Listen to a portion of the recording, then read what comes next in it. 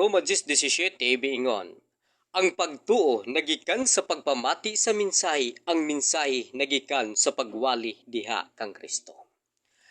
Ang Epeso 3:4 miingon, kung basahon ninyo ang akong nasulat, masayran ninyo ang akong pagsabot sa natago diha kang Kristo.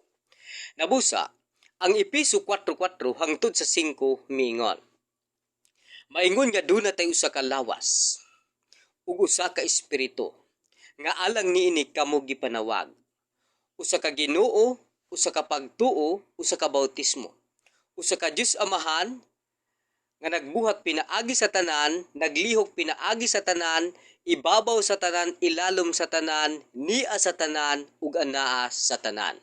Bueno, ang Mateo 16:18 miingon, ikaw si Pedro, ibabaw ni ining dakong bato, tukurong ko ang akong kongrelasyon. Ug bisan ang hadis, ang kamatayon, dili gayud makabuntog niini. Busa, ang Epeso 3:21 nag-ingon, daygon ta siya diha sa kongrelasyon, diha kang Kristo Jesus hangtod sa kahangturan.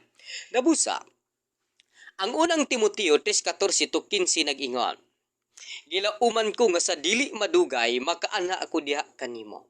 Apan kung malangan man ugaling ako, kining sulata mo'y magpahibalo kanimo sa husto. Kung unsaon nato pagkinabuhi diha sa panimalay sa Dios nga mao ang kongrelasyon, ang buhi nga Dios ug ang aligi ang sukaranan sa kamatuoran. Nabusa, ang Epeso 5:23 nag-ingon, ang bana mo'y ulo sa iyang asawa. Ingon nga si Kristo mo'y ulo sa kongrelasyon nga mao ang iyang lawas, ug si Kristo mismo mo'y manluluwas niini. Ang Salmo 84 versikulo 4 miingon, O Jehova, malipayon sila nga nagpuyo diha sa imong balay, malipayon sila nga nagpadayon sa pagdayeg kanimo. Ang buhat 4:12 miingon, ang kaluwasan makaplagan lamang diya kaniya, kay wala nay lain ngalan sa silong sa langit nga makaluwas kanato. Ang Epeso 3:21 nag-ingon, daygon ta siya diha sa kongrelasyon, diha kang Kristo Jesus hangtod sa kahangturan. Nabusa, ang Juan 15:16 miingon, dili kamo mo'y nagpili kanako, ako ang nagpili kaninyo. Gipili ko kamo aron nga manlakaw ug managpamungag daghan. Nabusa, ang Roma 8:29 hangtod sa 30 nag-ingon, kadtong gipili ng daan sa Dios gilain, aron ang iyang anak mahimong kamagulangan sa daghan mga magsuon. Kadtong iyang gipanlain, wala lamang niya gilain, kundili gimatarong niya o gipaambit sa himaya niya. Ang Juan 3 versikulo 17 miingon, ayaw ninyo gunahunaa, nga mian niya ako sa kalibutan, aron hukman ang kalibutan. Sa pagkatinuod, mian niya ako, aron luwason ang kalibutan. Ang Mateo 16:18 miingon, ikaw si Pedro, ibabaw ni ining dakong bato, tukurong ko ang akong kongrelasyon. Ug bisan ang hadis, ang kamatayon, dili gayod makabuntog niini. Ang Epeso 3:21 miingon, daygon ta siya diha sa kongrelasyon, diha kang Kristo Jesus hangtod sa kahangturan. Ang Epeso 5:23 nag-ingon, ang bana mo'y ulo sa iyang asawa. Ingon nga si Kristo mo'y ulo sa kongrelasyon nga mao ang iyang lawas, ug si Kristo mismo mo'y manluluwas niini. Ang unang Timoteo 3:14-15 miingon, gilauman ko nga sa dili madugay, makaanara ako diha kanimo. Apan, kung malangan man ugaling ako, kining sulata, mo'y magpahibalo kanimo sa husto. Kung unsaon nato pagkinabuhi diha sa panimalay sa Dios nga mao ang kongrelasyon, ang buhi nga Dios, ang haligi ug ang sukaranan sa kamatuoran. Busa, ang buhat 4:11 ug 12 miingon, panduol kamo niining dakong bato nga gisalikway sa mga magtutukod og templo nga labi hinuon importanteng bato. Nga ang kaluwasan makaplagan lamang diya kaniya, kay wala nay lain ngalan sa silong sa langit nga makaluwas kanato. Bueno, ang Juan 10 versikulo 16 miingon, ako aduna pay lain karnero nga wala may sakop diining turila. Kinahanglan nga dad-on ko sila aron mamati sa akong tingog, o himuon ko sila nga usa lamang kapanon ubos sa usa ka magbalantay. Ang Marcos 16:16 miingon, ang mutuo ug magpabautismo maluwas, apan ang dili mutuo pagahukman sa silot.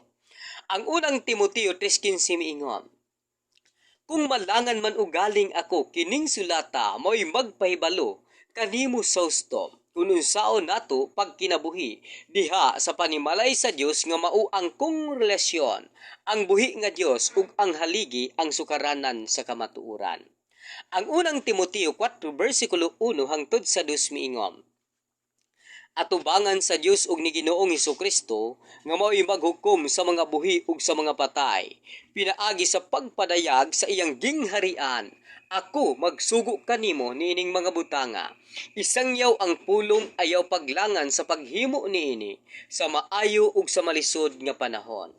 Ang Kolosas 2:8 hangtod sa 9 mingon, pagbantay kamo nga dili kamo mahibulag pinaagi sa filosofiya nga pagpatutuo nga tinuuhan sa kalibutan nga gikabilin-bilin sa mga katigulangan nga dili sumala kang Kristo. Tungod kay si Kristo may bug-os kinatibuk-an sa pagkalawas sa pagkadiyos. Nabusa ang ikaduhang Pedro versikulo 1 hangtod sa 3. Ikaduhang Pedro 2:1 hangtod sa 3 miingon, kaniadto adunay daghan mini nga mga propeta. Apan karon malungha kaninyo ang daghan mini nga mga magtutudlo nga magtudlo sa bakak nga pagtulun-an nga makadaot ug maabot kanila ang kalit nga kalaglagan. Bisan pa niini daghan ang mga tawo nga nagasunod-sunod kanila ug gibuto nila ang matuod nga dalan. Ang ilang kakog ang mini nga mga magtutudlo manapi kaninyo sa sulting tinumutumong mga suginlanon. Dugay na silang yandaman sa silot ug naghulat ang kamatayon alang kanila. Ang Pilipos 3:19 miingon, sila mao'y hinungdan sa pagkabahin-bahin, gigamhan sila sa tawhanong mga tinguha ug wala sila magbaton sa espiritu.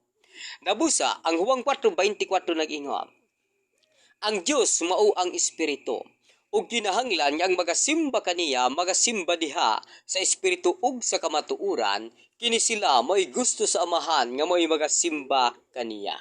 Nabusa ang Tito 1:11 nag-ingon, kinahanglan nga dil-an ninyo sila sa pagpanudlo, kay nagsamok-samok lamang sila sa inyong panimalay may tungod sa pagtudlo, sa dili unta nga itudlo kaninyo tungod lamang sa makauulaw nga tuyo mao ang pagpanapi. Nabusa ang Judas 3:19 miingon, musangko gayud sila sa imperno, kay ang ilang gipakadyos mao man lamang ang kailibgon sa ilang mga lawas noon. Nagpakaulaw sila sa angay unta nilang ikaulaw, apan naghuna-huna lamang sila sa mga butang niining kalibutana. Nabusa ang pinadayag 18:4 miingon, panggula kamo gikan kanila o katawhan ko, aron dili kamo makadawat sa hampak nga gitagana alang kanila. Ang unang Korinto 5:10 miingon, kinahanglan ang tagsa-tagsa moatubang sa hukmanan ni Kristo, aron ang tagsa-tagsa makadawat sa angay kaniya tungod sa iyang gibuhat nganhi sa kalibutan, maayo ba ug daotan. Nabusa ang Mateo 7:21 hangtod sa 23 miingon, daghan unya ang magaingon kanako, Ginoo, Ginoo, di ba nagwali akong ibanghilyo pinaagi sa imong ngalan? Di ba nakapalayas akong mga demonyo pinaagi sa imong ngalan?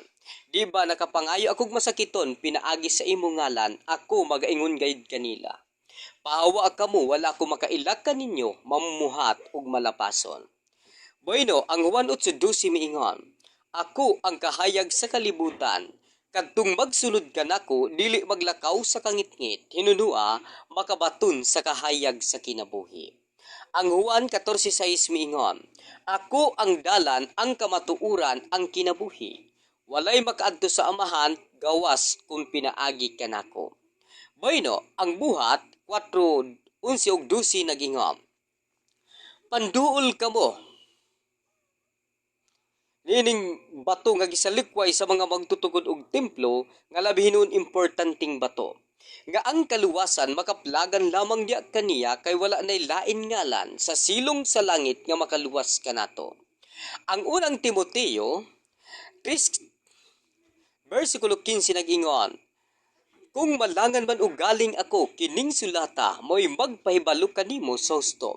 Kung unsaon nato pag kinabuhi diha sa panimalay sa Dios nga mao ang kong relasyon ang buhi nga Dios ang haligi ug ang sukaranan sa kamatuoran. Ang Juan 14:15 nag-ingon, kung nahigugma kamo kanako tumana ninyo ang akong mga sugo.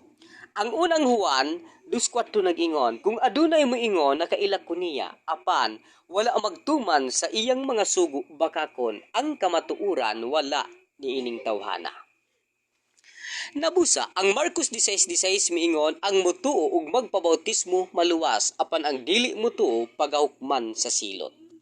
Nabusa, ang Mateo 16:18 miingon, ikaw si Pedro ibabaw niining dakong bato tukurong ko ang akong kong relasyon ug bisan ang hadis ang kamatayon dili gayod makabuntog niini. Ang Efeso 3:21 nag-ingon, daygon ta siya diha sa kong relasyon diha kang Kristo Jesus hangtod sa kahangturan.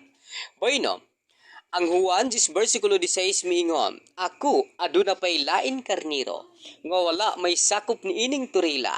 Kinahanglan nga dad-on ko sila aron mamati sa akong tingog ug himuon ko sila nga usa lamang kapanon ubos sa usa ka magbalantay. Ang Juan 1:1 miingon, sa sinugdan mao ang pulong uban sa Dios ug ang Dios mao ang pulong. Bueno, ang Mateo 16:18 nag-ingon, ikaw si Pedro ibabaw niining dakong bato tukurong ko ang akong kong relasyon ug bisan ang hadis ang kamatayon dili gayod makabuntog niini. Apan ang Efeso 5:32 nag-ingon, may dakong kamatuuran sa kasulatan ug sa akong hunahuna nagpasabot kini kang Kristo ug sa kong relasyon. Ang Efeso 3:21 miingon, daygon ta siya diha sa kong relasyon diha kang Kristo Jesus hangtod sa kahangturan. Nabusa, ang Efeso 5:8 nag-ingon, kaniadto anaa kamo sa kangitngit apan karon gipanawag kamo sa Dios ug naa na kamo gibutang sa kahayag busa kinahanglan nga magpadayon kamo sa pagkinabuhi ingon nga mga tawo nga iya sa kahayag. Ang Efeso 3:4 miingon, kung basahon ninyo ang akong nasulat, masayran ninyo ang akong pagsabot sa natago diha kang Kristo. Ang Mateo 24:35 nag-ingon, mahanaw man ang langit ug ang yuta, apan ang akong mga pulong dili gayod kini mahanaw. Mga kaigsuunan, ang akong pangalan si Erickson Bua.